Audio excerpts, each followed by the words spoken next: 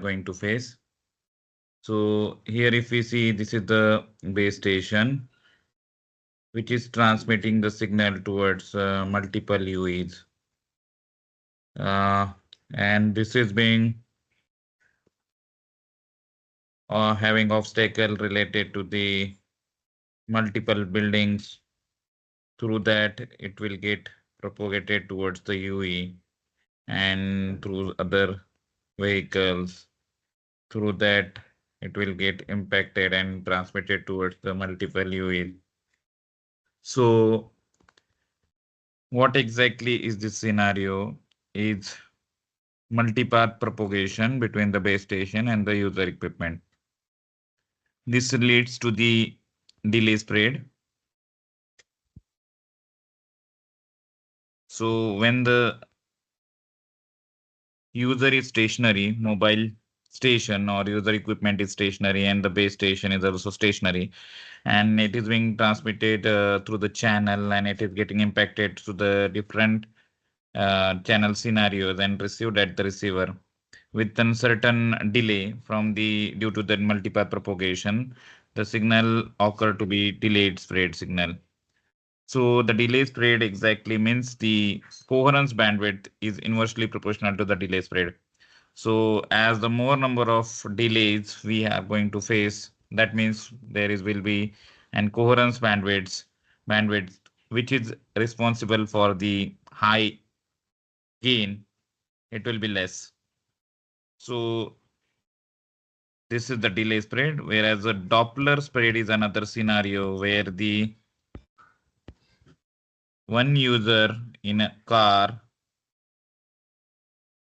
is moving towards the other user who is also in a car,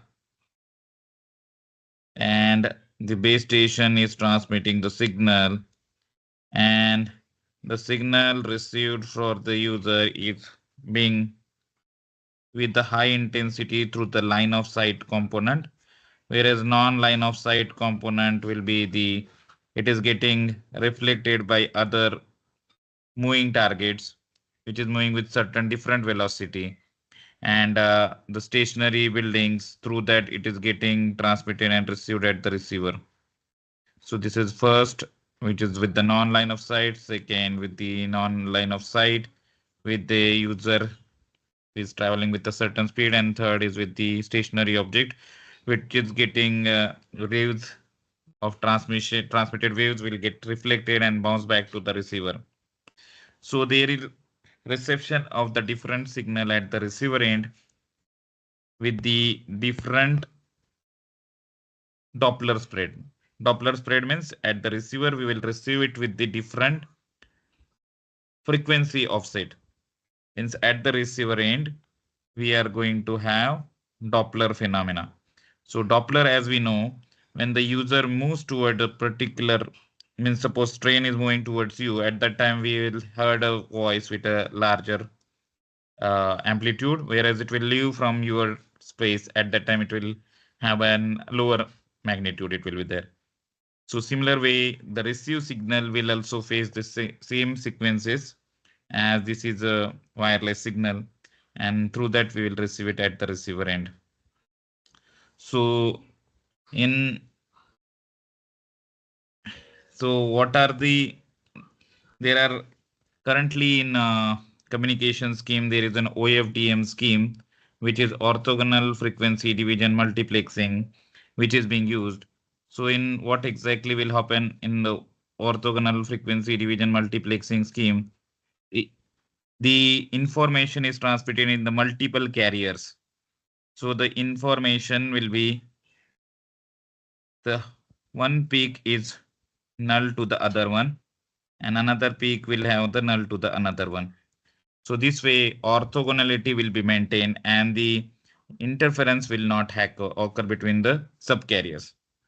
So inter-carrier interference will be handled by using the orthogonal frequency division multiplexing, and higher throughput also we can achieve it as the we are sending the multiple information with the different subcarriers previously by using frequency division multiplexing with the lower throughput.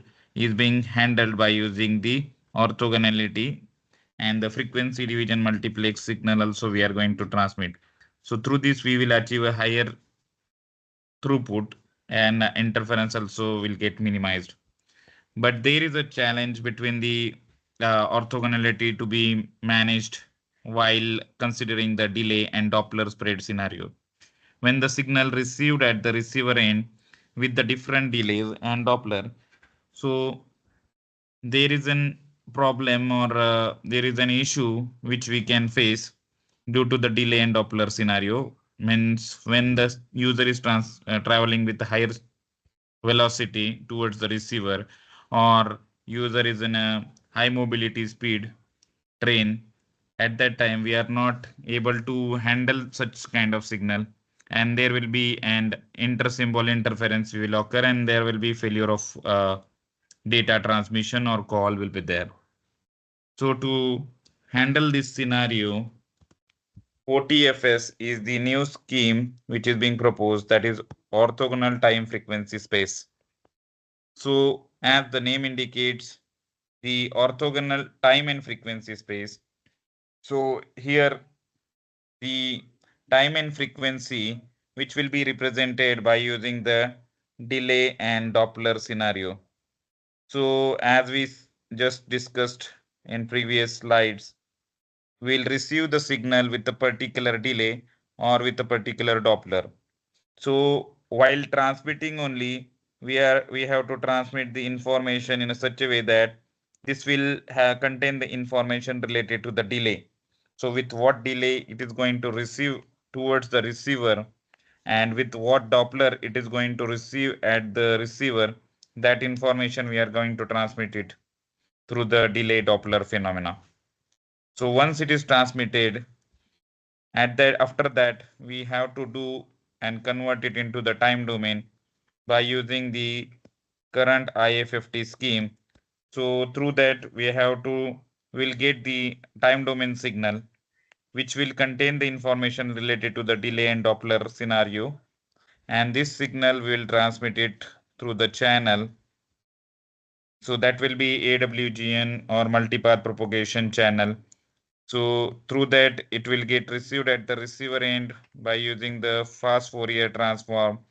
So again, as it will received, and it will be this at this stage it will be in time domain, and when it will get processed from time to frequency domain, again we have to convert, and at the receiver end again we need to process it with the delay and Doppler.